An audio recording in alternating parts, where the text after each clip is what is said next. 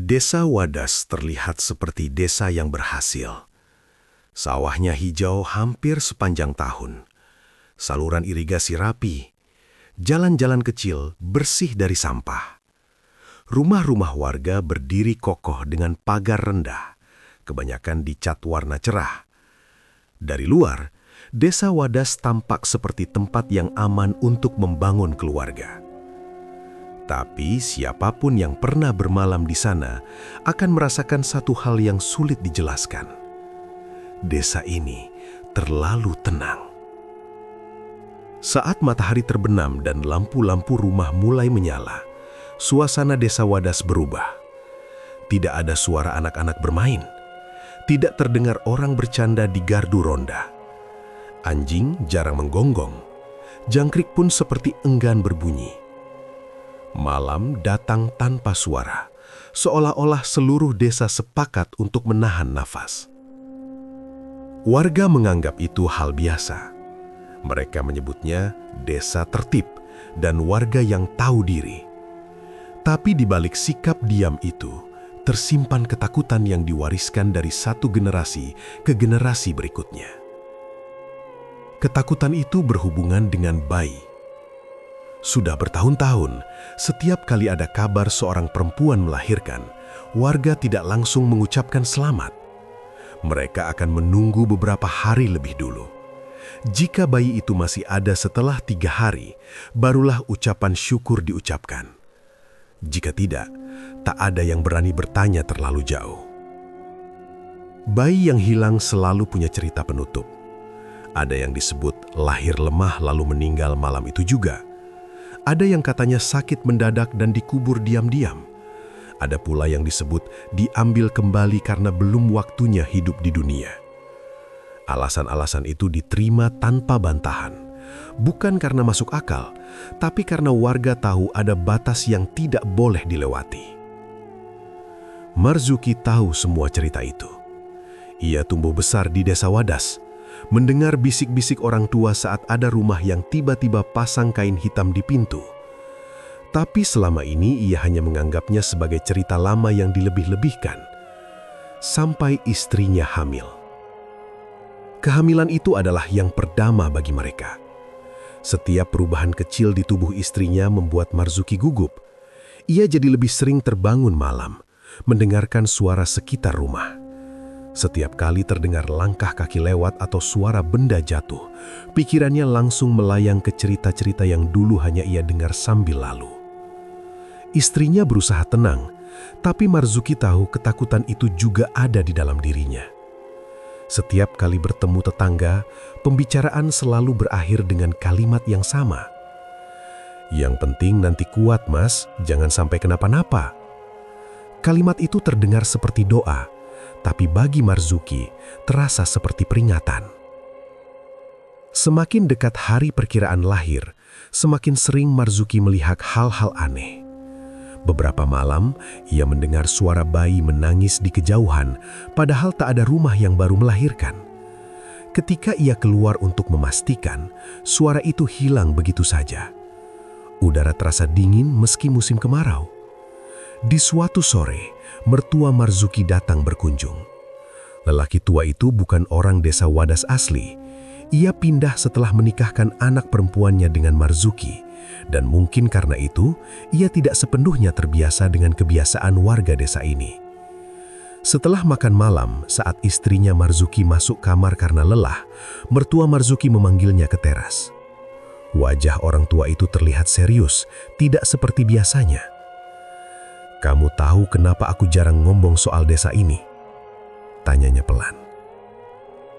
Marzuki menggeleng. "Karena di sini terlalu banyak hal yang disimpan dan kebanyakan tidak baik." Marzuki lalu menceritakan kecurigaannya sejak lama. Ia menyebutkan jumlah bayi yang tidak pernah tercatat di balai desa, kuburan kecil tanpa nama, dan para dukun bayi yang tampak ketakutan setiap kali ada ibu melahirkan. "Aku tidak percaya semua itu cuma kebetulan, dan aku tidak mau cucuku jadi bagian dari cerita yang sama." Marzuki terdiam. Ia ingin membantah, tapi tidak menemukan kata-kata. Semua yang dikatakan mertuanya terasa cocok dengan kegelisahan yang selama ini ia rasakan. Di desa sebelah ada dukun bayi, namanya Mbah Sum. Orangnya sudah tua, tapi masih banyak yang percaya. Ia bukan orang desa Wadas. Nama itu terdengar asing di telinga Marzuki, tapi justru itulah yang membuatnya terasa aman. Orang luar yang tidak terikat dengan aturan tak tertulis desa ini.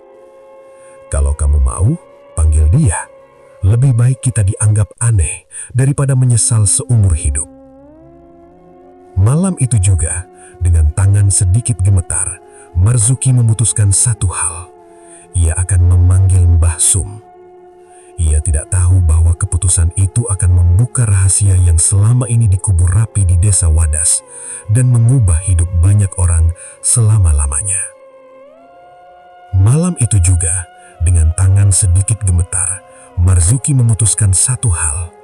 Ia akan memanggil Mbah Sum. Ia tidak tahu bahwa keputusan itu akan membuka rahasia yang selama ini dikubur rapi di desa Wadas dan mengubah hidup banyak orang selama-lamanya. Mbah Sum berangkat sebelum matahari naik tinggi. Ia berjalan pelan menyusuri jalan tanah dari desanya, membawa tas kain lusuh yang selalu ia pakai setiap kali diminta membantu persalinan. Di dalam tas itu tidak ada alat aneh, hanya kain bersih, botol minyak, benang, beberapa ramuan kering, dan bungkusan kecil berisi jimat yang sudah bertahun-tahun menemaninya. Mbah Sum tidak pernah merasa perlu membawa lebih dari itu. Pengalamannya jauh lebih penting daripada barang bawaan. Ketika sampai di batas wilayah desa Wadas, langkahnya melambat. Tanpa melihat papan atau tanda apapun, ia tahu sudah memasuki desa itu. Dadanya terasa agak sesak, seperti udara di sekitarnya lebih berat dari biasanya. Tanah di bawah telapak kakinya terasa dingin meski matahari sudah mulai terasa hangat. Mbah Sum berhenti sejenak. Ia menutup mata, menarik nafas dalam, lalu membuka mata lagi. Tempat ini tidak suka didatangi, gumamnya pelan. Ia tetap melanjutkan langkah. Bagi Mbah Sum, rasa tidak nyaman bukan hal baru, tapi yang ia rasakan kali ini berbeda. Seolah-olah ada sesuatu yang memperhatikannya sejak pertama kali ia masuk. Desa Wadas terlihat rapi, bahkan terlalu rapi. Jalan desa bersih, rumah-rumah tertutup rapat meski hari sudah siang. Tidak banyak orang terlihat di luar. Beberapa warga yang berpapasan hanya menunduk singkat, lalu berjalan cepat tanpa menyapa. Tatapan mereka bukan tatapan orang asing, melainkan tatapan orang yang takut salah langkah. Saat Mbah Sum tiba di rumah Marzuki, suasana di sana terasa sedikit lebih hangat. Marzuki menyambutnya dengan wajah lega bercampur tegang. Istrinya sedang beristirahat di dalam, ditemani ibunya. "Terima kasih sudah datang, Mbah," kata Marzuki. "Kami benar-benar butuh bantuan." Mbah Sum mengangguk. Ia tidak banyak bicara. Ia hanya meminta air putih dan tempat untuk meletakkan tasnya. Saat masuk ke rumah, pandangannya langsung menyapu sudut-sudut ruangan. Tidak ada benda aneh yang mencolok, tapi hawa dingin terasa lebih kuat di dekat pintu belakang. Sore menjelang malam, Mbah Sum meminta izin untuk duduk di beranda. Ia ingin merasakan suasana desa setelah gelap. Marzuki mengiyakan, meski jelas terlihat cemas. Begitu malam turun, desa Wadas kembali menunjukkan wajah aslinya.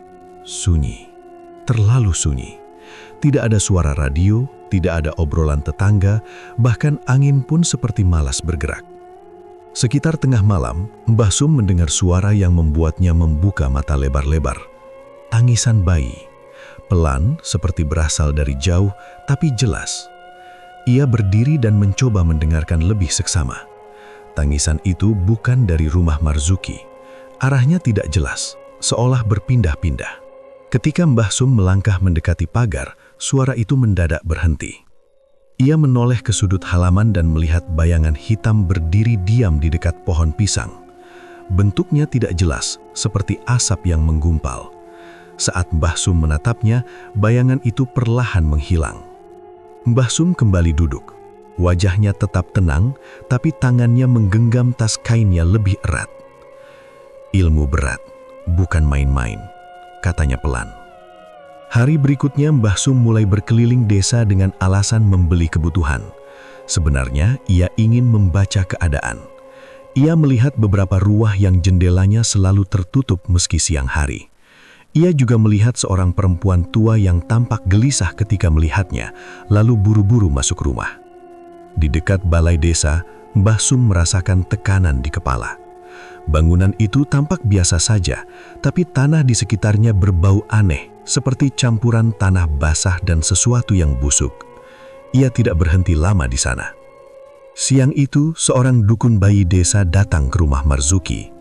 Perempuan itu menatap Mbah Sum dengan wajah pucat. Saat Mbah Sum menyapanya, ia hanya menjawab singkat dan menghindari tatapan mata.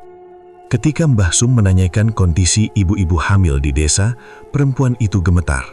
"Semua baik, Mbah," katanya cepat. "Tidak ada apa-apa." Tapi Mbah Sum tahu itu bohong. Ia bisa melihat ketakutan yang sudah lama bersarang. Malam kedua, gangguan datang lebih jelas. Mbah Sum terbangun karena merasa ada yang berdiri di dekatnya. Udara di kamar terasa dingin menusuk. Di sudut ruangan, ia melihat bayangan yang sama seperti malam sebelumnya. Kali ini lebih jelas, lebih dekat. Mbah Sum duduk dan membuka bungkusan jimat kecil. Ia membaca doa pelan, bayangan itu mundur perlahan, lalu lenyap. Ia tidak tidur lagi setelah itu. Hari paginya, Mbah Sum berbicara dengan Marzuki secara empat mata. Ia tidak langsung menjelaskan semuanya, hanya memberi peringatan. "Anakmu nanti jangan pernah ditinggal sendirian, apapun alasannya." Marzuki mengangguk tanpa bertanya. Di dalam hatinya, Mbah Sum sudah sampai pada satu kesimpulan. Desa Wadas berada di bawah perlindungan sesuatu yang besar dan gelap. Bukan satu orang, bukan satu kejadian. Ini sudah berlangsung lama dan dijaga dengan rapi. Namun saat Mbah Sum melihat istri Marzuki yang sedang tidur sambil memegang perutnya, tekad Mbah Sum menguat. Baginya, setiap kelahiran adalah amanah. Tidak peduli seberapa kuat ancaman di sekitarnya, ia tidak akan pergi. "Mau bagaimanapun, aku tetap di sini," ucapnya pada dirinya sendiri. Ia tahu resikonya. Ia tahu orang-orang yang bermain dengan ilmu seperti ini tidak segan menghilangkan penghalang. Tapi jika ia mundur sekarang, bayi itu mungkin tidak akan pernah punya kesempatan melihat dunia. Mbah Sum menyiapkan diri. Ia membersihkan jimat, memperkuat doa, dan menenangkan batinnya. Di desa Wadas, sesuatu sudah mulai terusik oleh kehadirannya. Dan ia tahu sejak langkah pertamanya memasuki desa ini, jalan pulang mungkin tidak akan mudah. Persalinan istri Marzuki terjadi menjelang subuh. Prosesnya tidak mudah, tapi berjalan lancar. Bayi laki-laki itu lahir dengan selamat, menangis keras, dan langsung didekap ibunya. Marzuki hampir menangis saat mendengar suara itu. Mbah Sum membersihkan bayi dengan tenang, memeriksa napas dan denyutnya, lalu membungkusnya rapat. Tidak ada kejadian aneh saat persalinan. Itu justru membuat Mbah Sum semakin waspada. Di desa seperti ini, ketenangan sering datang sebelum sesuatu terjadi. Beberapa jam kemudian, setelah ibu dan bayi beristirahat, Mbah Sum meminta izin keluar rumah. Ia bilang ingin membeli beberapa kebutuhan. Marzuki mengizinkan, sementara mertuanya diminta tetap menjaga bayi dan tidak menerima siapapun tanpa izin. Mbah Sum berjalan menyusuri gang sempit menuju rumah-rumah yang pernah ia tandai sejak hari pertama. Ia berhenti di depan sebuah rumah kosong di ujung desa. Pintu rumah itu tertutup, tapi tidak dikunci. Saat Mbah Sum mendorongnya pelan, pintu berderit. Di dalam rumah, udara pengap dan dingin bercampur. Lantai tanah tampak baru digali dan ditutup kembali. Di sudut ruangan, ada sisa abu hitam, potongan benang putih, dan bekas lilin yang sudah meleleh. Bau amis samar masih terasa. Mbah Sum berjongkok dan menyentuh tanah itu. Tangannya terasa dingin. Ia menutup mata sejenak, mencoba membaca sisa-sisa yang tertinggal. Bukan sekadar doa, gumamnya. Ini ritual. Ia keluar dari rumah itu dengan wajah semakin serius. Di rumah lain, ia menemukan tanda serupa. Ada bekas kain kecil yang dikubur, tulang ayam yang diikat, dan tanah yang warnanya lebih gelap dari sekitarnya. Semua rapi, seolah dilakukan oleh orang yang tahu betul apa yang dikerjakannya. Siang hari, Mbah Sum kembali ke rumah Marzuki. Di sana ia bertemu lagi dengan dukun bayi desa Wadas. Perempuan itu datang membawa ramuan, tapi tangannya gemetar saat menyerahkannya. Mbah Sum mengajak perempuan itu ke dapur. Mereka duduk berhadapan. Mbah Sum menatapnya lama tanpa bicara. Tatapan itu membuat dukun bayi desa itu akhirnya menunduk. "Kamu tahu kenapa aku dipanggil ke sini?" kata Mbah Sum pelan. Perempuan itu diam. "Kamu juga tahu kenapa banyak bayi tidak pernah tumbuh besar di desa ini?" lanjut Mbah Sum. Air mata mulai mengalir di pipi perempuan itu. Ia menggeleng pelan. "Aku tidak boleh bicara," katanya terbata. "Kalau aku bicara, bukan cuma aku yang celaka." Mbah Sum tidak memaksa. Ia mengambil segelas air dan meletakkannya di depan perempuan itu. Ia lalu mengeluarkan jimat kecil dari tasnya dan menaruhnya di meja. "Aku tidak minta kamu sebut nama," katanya pelan. "Aku hanya ingin tahu kebenarannya." Perempuan itu menutup wajahnya dengan kedua tangan. Setelah beberapa saat, ia mengangguk pelan. "Bayi-bayi itu tidak pernah mati," katanya lirih. "Mereka diambil." Mbah Sum menahan napas. "Untuk apa?" "Tumbal," jawab perempuan itu cepat, seperti orang yang sudah terlalu lama menyimpan kata itu. "Kami hanya diminta menyerahkan. Kalau menolak, ada yang datang malam-malam. Anak kami sakit, suami kami kecelakaan." Ia berhenti, lalu berbisik, "Kami disumpah." Mbah Sum memejamkan mata. Semua tanda yang ia temukan kini tersambung. Malam itu, Mbah Sum tidak tidur. Ia duduk di dekat bayi Marzuki, memegang tas kainnya. Saat jam melewati tengah malam, hawa di rumah berubah. Udara terasa berat. Lilin yang menyala tiba-tiba berkedip. Mbah Sum mendengar bisikan, bukan dari satu arah, tapi dari banyak sisi.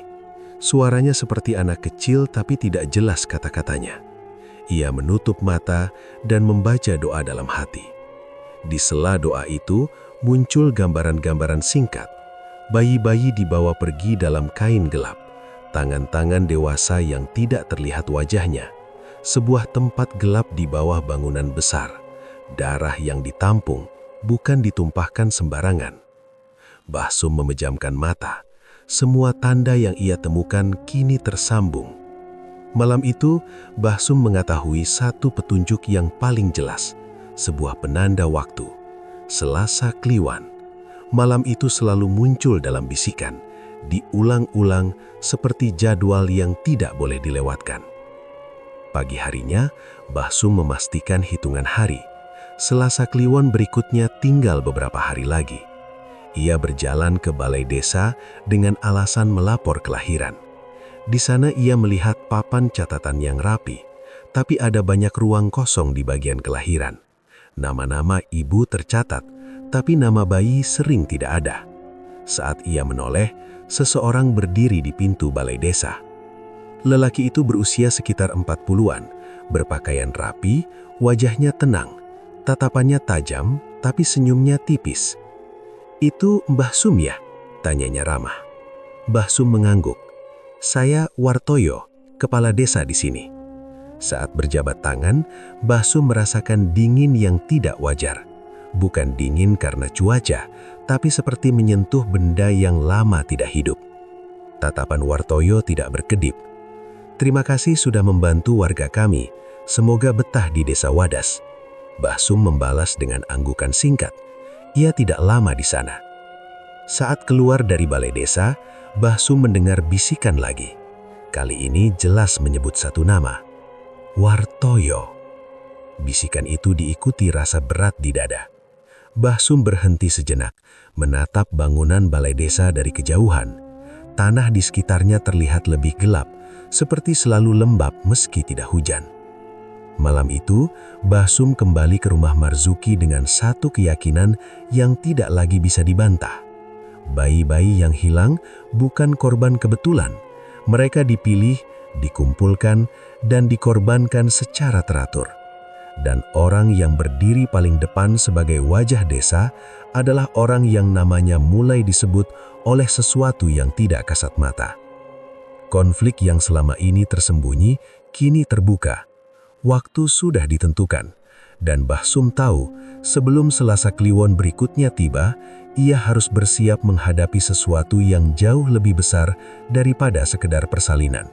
Mbah Sum tidak berniat mencari Kades Wartoyo, tapi keadaan justru mempertemukan mereka lebih cepat dari yang ia perkirakan. Siang itu, seorang perangkat desa datang ke rumah Marzuki dengan alasan administrasi kelahiran. Ia menyampaikan pesan singkat bahwa kepala desa ingin bertemu Mbah Sum secara langsung di balai desa sore nanti. Marzuki terlihat gelisah saat menyampaikan pesan itu. Ia ingin menolak, tapi Mbah Sum justru mengangguk pelan. "Tidak apa-apa," katanya. "Aku memang perlu bicara dengannya." Sore hari, Mbah Sum berjalan menuju balai desa sendirian. Langkahnya tenang, tapi batinnya waspada. Begitu mendekati bangunan itu, ia kembali merasakan tekanan yang sama seperti sebelumnya, bahkan lebih kuat. Udara terasa pengap dan suara di sekitarnya seolah menjauh. Di dalam balai desa, Kades Wartoyo sudah menunggu. Ia duduk di kursi kayu besar, punggungnya tegak. Dari dekat, wajahnya memang tampak seperti lelaki usia 40-an. Kulitnya kencang, rambutnya hitam rapi, tidak ada tanda-tanda usia lanjut. Tapi matanya berbeda. Tatapan itu terlalu dalam dan terlalu tenang, seperti orang yang sudah melihat terlalu banyak hal. "Silakan duduk, Mbah," kata Wartoyo sambil tersenyum. Mbah Sum duduk di kursi seberang meja. Ia tidak langsung bicara. Ia memperhatikan gerak-gerik Wartoyo. Cara ia bernafas, cara jarinya mengetuk meja pelan, semuanya terasa terkendali. "Saya dengar Mbah Sum orang yang pintar. Warga jadi merasa lebih tenang sejak Mbah di sini." "Tenang belum tentu aman," jawab Mbah Sum singkat. Senyum Wartoyo tidak berubah. "Desa ini sudah aman sejak lama." "Untuk siapa?" tanya Mbah Sum. Pertanyaan itu membuat Wartoyo berhenti mengetuk meja. Ia menatap Mbah Sum lebih lama dari sebelumnya. Tidak ada kemarahan di wajahnya, tapi ada sesuatu yang mengeras. "Mbah orang luar," katanya akhirnya. "Tidak semua urusan desa perlu diketahui orang luar." Mbah Sum menarik nafas pelan. "Aku hanya ingin bayi-bayi yang lahir di sini hidup." Suasana di ruangan berubah. Udara terasa lebih dingin. Wartoyo berdiri dan berjalan mendekat. Jarak mereka kini hanya beberapa langkah. "Kamu tahu tidak, berapa banyak orang yang ingin hidup lebih lama?" Mbah Sum tidak menjawab. "Aku sudah hidup jauh lebih lama dari yang seharusnya. Dan desa ini makmur karena pengorbanan yang tidak dipahami orang-orang seperti kamu." Wartoyo membuka satu rahasia tanpa emosi, seolah sedang menceritakan hal biasa. Ia mengaku telah hidup ratusan tahun. Setiap pergantian zaman, ia berganti nama, berganti peran. Ilmu awet muda yang ia miliki membuat tubuhnya tetap seperti ini. Tidak menua, tidak sakit. Tapi ilmu itu harus dijaga. Kalau tidak, tubuh ini akan hancur dimakan waktu dalam semalam. Mbah Sum tahu kemana arah pembicaraan itu. Yang kamu sebut tumbal adalah bagian dari perjanjian. Ia tidak menyebut bayi secara langsung, tapi Mbah Sum bisa merasakannya. Dada Mbah Sum terasa sesak, tapi ia tetap berdiri di tempatnya. "Ilmu seperti itu tidak pernah murah," kata Mbah Sum, "dan selalu menuntut lebih." Wartoyo tersenyum tipis. Makanya, tidak semua orang kuat menjalaninya. Lalu ia melangkah menuju pintu kecil di belakang balai desa. Tanpa berkata apa-apa, ia membuka pintu itu. Bau tanah lembab langsung menyeruak. Tangga sempit terlihat menurun ke bawah. Kalau mau tahu semuanya, lihat sendiri. Mbah Sum mengikuti, meski setiap langkah terasa seperti menekan batinnya sendiri. Di bawah balai desa ada ruang sempit dengan tanah terbuka. Di sana, Mbah Sum melihat sesuatu yang membuatnya berhenti. Sosok itu setengah jasad, tubuhnya seperti tidak utuh, sebagian menyatu dengan tanah. Kulitnya mengering dan retak, tapi matanya terbuka. Tatapannya kosong namun hidup. Dari tubuhnya, hawa dingin menyebar. "Itu guru saya," kata Wartoyo tanpa rasa bersalah. "Dia yang mengajarkan semua ini." Mbah Sum bisa merasakan kekuatan besar dari sosok itu. Bukan kekuatan yang bergerak, tapi kekuatan yang menekan, seolah ruang itu sendiri tunduk padanya. "Dia tidak bisa pergi dari sini," kata Wartoyo. "Tapi ilmunya tetap bekerja selama perjanjian dijalankan." Mbah Sum tunduk sejenak. Ia tahu berhadapan langsung dengan sumber seperti ini bukan perkara mudah. Tapi ia juga tahu mundur sekarang berarti membiarkan semua terus berjalan. "Kamu datang membawa doa dan niat baik," kata Wartoyo. "Itu tidak cukup di tempat seperti ini." Ia mendekat dan menatap Mbah Sum lurus-lurus. "Aku beri kamu pilihan. Pergi dari desa Wadas, lupakan semua yang kamu lihat. Atau," Wartoyo berhenti bicara sejenak, "atau kamu ikut menghilang, seperti bayi-bayi yang terlalu ingin kamu lindungi." Ancaman itu diucapkan dengan nada datar tanpa emosi. Justru itulah yang membuatnya terasa nyata. Mbah Sum mengangkat kepala. Tatapannya tidak goyah. "Aku tidak datang ke sini untuk menyelamatkan diriku sendiri. Aku datang untuk menjaga kelahiran." Wartoyo tertawa sedikit. Keberanian tidak akan menghentikan waktu. Tidak, tapi keberanian bisa memutus perjanjian yang salah. Senyum Wartoyo hilang. Untuk pertama kalinya ada perubahan di wajahnya. Bukan takut, tapi jengkel.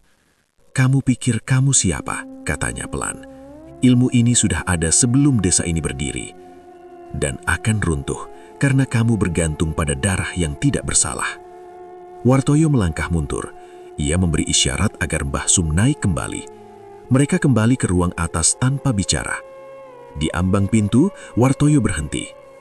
"Selasa Kliwon, itu malam terakhir sebelum aku menarik kembali perlindunganku."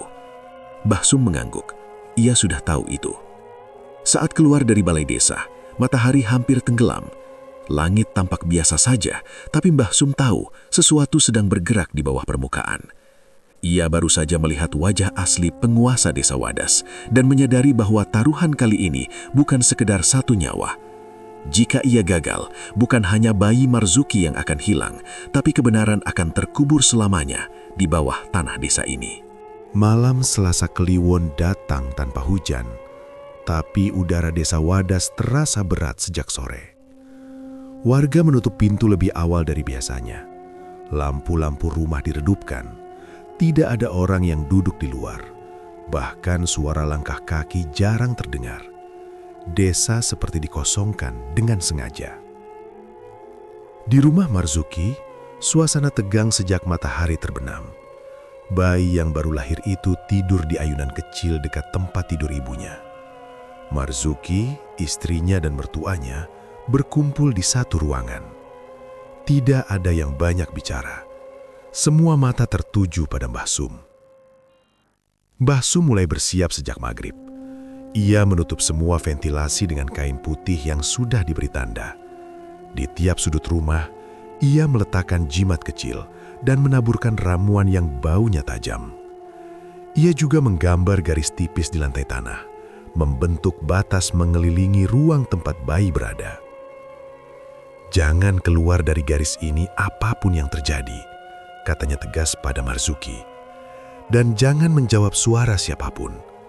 Marzuki mengangguk, tangannya gemetar saat memegang ayunan bayi. Menjelang tengah malam, perubahan mulai terasa.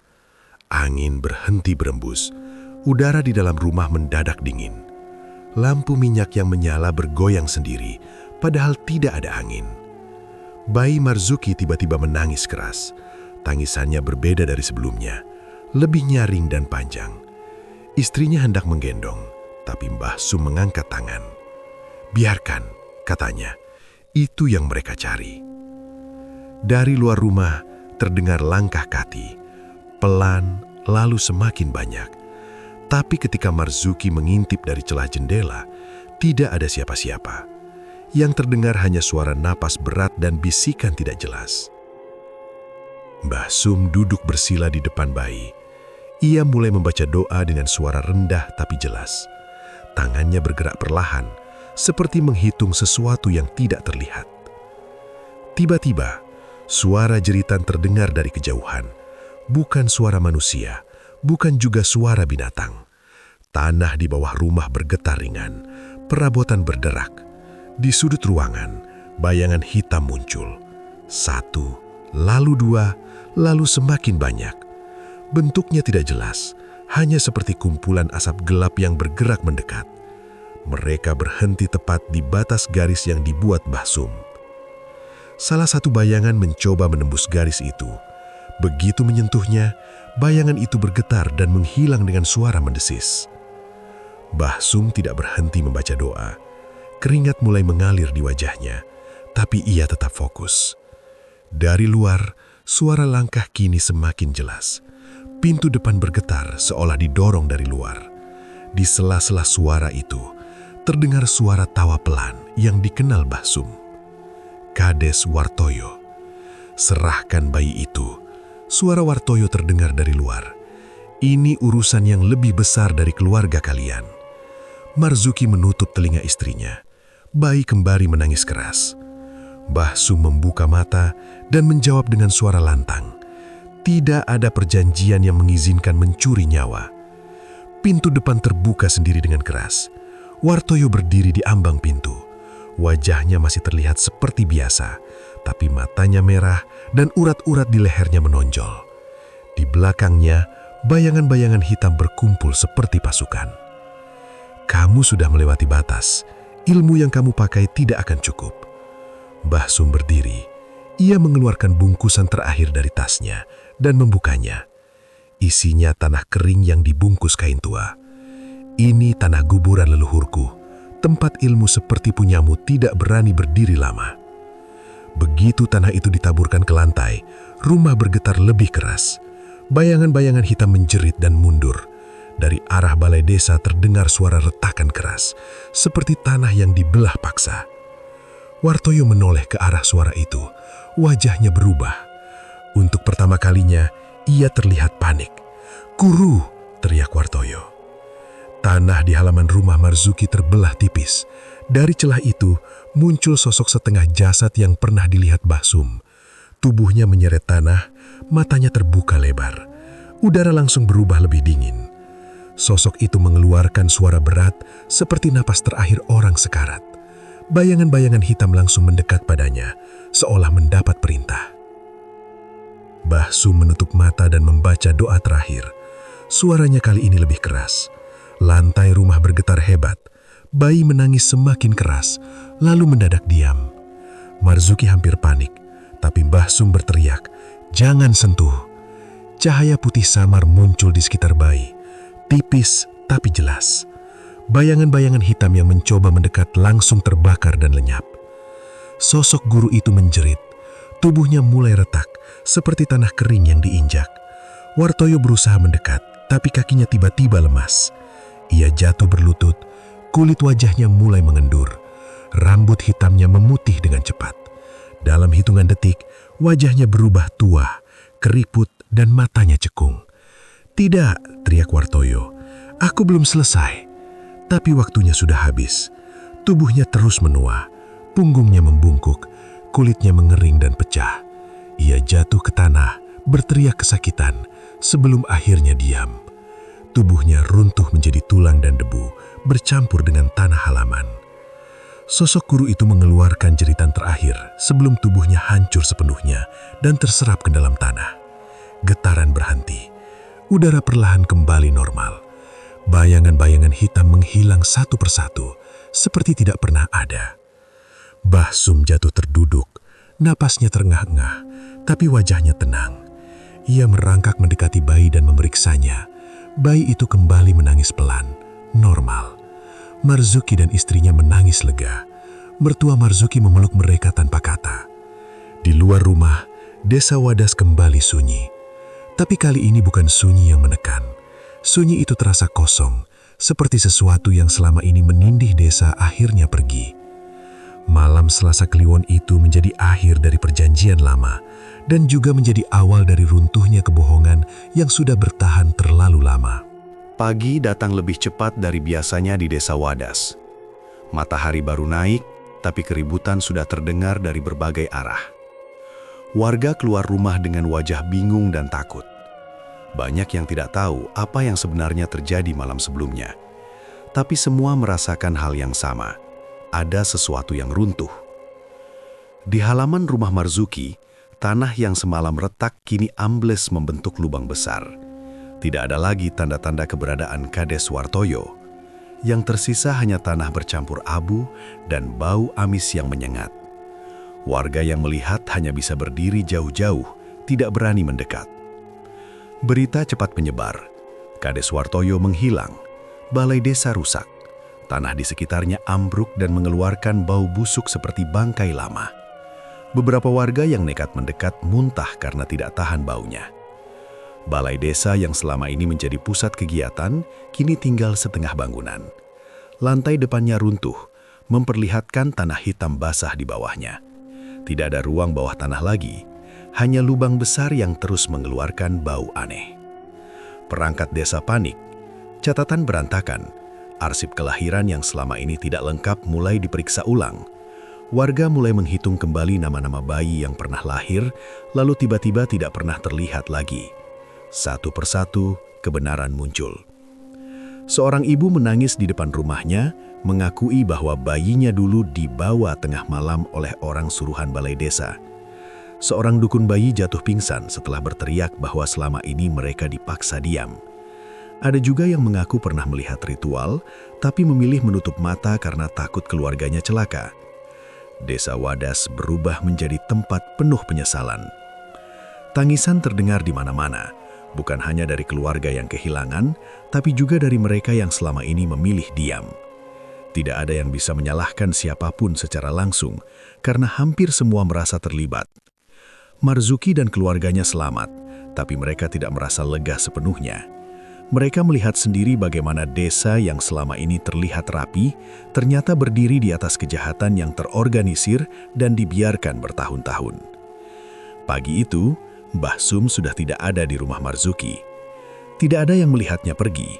Tas kainnya juga sudah tidak ada. Hanya ada secari kertas kecil di atas meja kayu, ditulis dengan tangan yang sederhana. Isinya singkat. Ilmu hitam sudah putus. Jangan biarkan ketakutan menguasai desa ini lagi. Jaga anak-anak kalian dan jangan pernah menukar nyawa dengan janji apapun. Marzuki membaca pesan itu berulang kali. Ia ingin mengejar, ingin mengucapkan terima kasih, tapi tahu itu sia-sia. Orang seperti Mbah Sum datang dan pergi tanpa ingin dikenang. Hari-hari berikutnya di desa Wadas tidak mudah. Tidak ada kepala desa, tidak ada kepastian. Warga hidup dalam rasa bersalah yang berat. Setiap malam mereka teringat bayi-bayi yang tidak pernah tumbuh besar. Namun waktu tetap berjalan. Beberapa bulan kemudian, desa mengadakan musyawarah besar. Kepala desa baru dipilih dari orang yang selama ini dikenal jujur dan tidak dekat dengan kekuasaan lama. Balai desa yang runtuh tidak dibangun kembali di tempat yang sama. Lubang tanah itu ditutup dan ditanami pohon. Tidak ada bangunan di atasnya. Dukun bayi yang tersisa mulai bekerja tanpa rasa takut. Setiap persalinan dijaga bersama. Bayi-bayi dicatat dengan rapi, diumumkan ke seluruh warga. Tidak ada lagi rumah yang menutup pintu rapat saat ada kelahiran. Dan yang paling penting, tidak ada lagi bayi yang hilang. Tapi ketenangan itu tidak datang tanpa bayangan. Beberapa warga masih sering terbangun malam dengan perasaan tidak nyaman. Ada yang bermimpi melihat wajah-wajah bayi yang tidak dikenal. Ada yang mencium bau amis saat hujan turun deras. Tidak ada kejadian aneh yang nyata, tetapi ingatan tentang dosa lama tidak mudah hilang. Desa Wadas memang bebas dari tumbal, tapi tidak bebas dari rasa bersalah. Setiap Selasa Kliwon, warga kini mengadakan doa bersana, bukan untuk meminta kekayaan atau perlindungan gaib, tapi untuk mengingat kesalahan yang pernah mereka biarkan terjadi. Anak-anak dilarang bermain di dekat bekas balai desa, bukan karena takut, tapi sebagai pengingat bahwa tempat itu pernah menjadi sumber kejahatan. Marzuki membesarkan anaknya dengan cerita yang jujur. Ia tidak menakut-nakuti, tapi juga tidak menyembunyikan masa lalu desa mereka. Baginya, melupakan adalah awal dari kesalahan yang sama. Nama Kades Wartoyo perlahan hilang dari pembicaraan resmi, tetapi tetap hidup sebagai peringatan. Bukan sebagai tokoh kuat, melainkan sebagai contoh manusia yang menukar kemanusiaannya demi hidup panjang. Tentang Mbah Sum, tidak ada yang tahu kemana ia pergi. Tidak ada yang berani mencarinya. Tapi sesekali, jika ada ibu melahirkan dengan kondisi sulit, warga akan berbisik, berharap ia masih hidup di suatu tempat, menolong orang lain seperti dulu.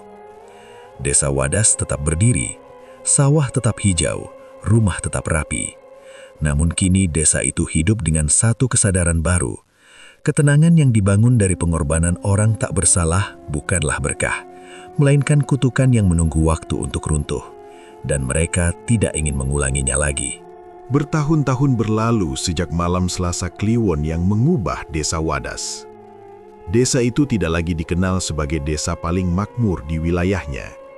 Sawah memang masih hijau, panen tetap ada, tapi tidak ada lagi kebanggaan berlebihan seperti dulu. Warga justru memilih hidup sederhana, seolah takut mengulang kesalahan lama. Desa Wadas sekarang dikenal sebagai desa yang pendiam, tapi bukan karena ketakutan.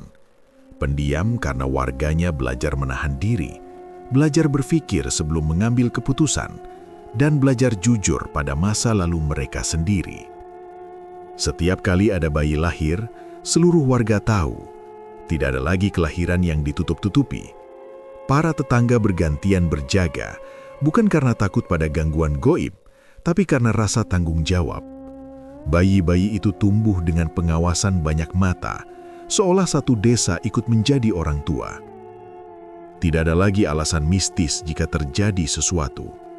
Jika ada bayi sakit, mereka dibawa ke tenaga medis. Jika ada masalah, dibicarakan terbuka. Warga sadar, kebiasaan menutup mata dan memilih diam dulu telah membawa mereka ke jurang yang dalam. Pelan-pelan, pemahaman itu tumbuh. Mereka mulai mengerti bahwa umur panjang yang didapat dengan mengorbankan orang lain bukanlah anugerah, melainkan hutang. Hutang yang pada akhirnya harus dibayar bukan hanya oleh pelaku, tapi juga oleh mereka yang membiarkan. Kisah Kades Wartoyo tidak lagi diceritakan sebagai legenda orang sakti. Ia disebut sebagai contoh bagaimana kekuasaan bisa membutakan, dan bagaimana ilmu yang melanggar batas kemanusiaan akan selalu meminta bayaran yang tidak masuk akal. Warga sepakat untuk tidak mengagungkan siapapun hanya karena jabatan atau karisma. Balai desa lama tidak pernah dibangun kembali. Di atas bekas tanah runtuh itu, kini berdiri lapangan kecil dan beberapa pohon. Anak-anak sering bermain di sana pada sore hari, tertawa dan berlarian. Tidak ada yang melarang, tapi orang tua selalu mengingatkan satu hal sederhana. Tempat itu pernah menyimpan rahasia yang buruk dan tidak boleh diulang. Tentang Mbah Sum, namanya masih sering disebut, tapi tidak dengan nada berlebihan. Warga menyebutnya sebagai orang yang datang ketika semua orang lain memilih diam. Tidak ada patung, tidak ada penghormatan resmi, hanya rasa terima kasih yang disimpan dalam hati. Beberapa orang percaya di desa lain yang jauh masih ada dukun bayi tua yang bekerja dengan tenang, menolong persalinan tanpa pernah mau dikenal. Tidak ada yang tahu pasti, dan mungkin memang tidak perlu tahu. Yang jelas, dari kisah itu warga desa Wadas belajar satu hal penting. Keberanian satu orang bisa memutus kejahatan yang sudah dianggap wajar oleh banyak orang. Kejahatan besar jarang berdiri sendiri. Ia tumbuh karena ketakutan, karena pembenaran, dan karena terlalu banyak orang memilih tidak ikut campur. Mereka juga belajar bahwa kehidupan, sekecil apapun, bukan milik siapapun untuk ditukar dengan jabatan, kekayaan, atau rasa aman palsu. Bayi yang baru lahir bukan alat, bukan syarat, dan bukan harga yang pantas dibayar untuk apapun. Dan pelajaran yang paling berat untuk diterima, tapi paling penting untuk diingat adalah ini. Diam terhadap kejahatan bukan sikap netral. Diam adalah pilihan, dan pilihan itu bisa membuat seseorang ikut bertanggung jawab atas penderitaan yang terjadi. Desa Wadas tidak bisa menghapus masa lalunya. Luka itu akan selalu ada. Tapi mereka memilih untuk hidup dengan mengingatnya, bukan menutupinya lagi. Karena mereka tahu sekarang, kekekalan yang dicari dengan cara salah tidak pernah benar-benar bertahan. Yang bertahan justru penyesalan jika tidak dihentikan tepat waktu.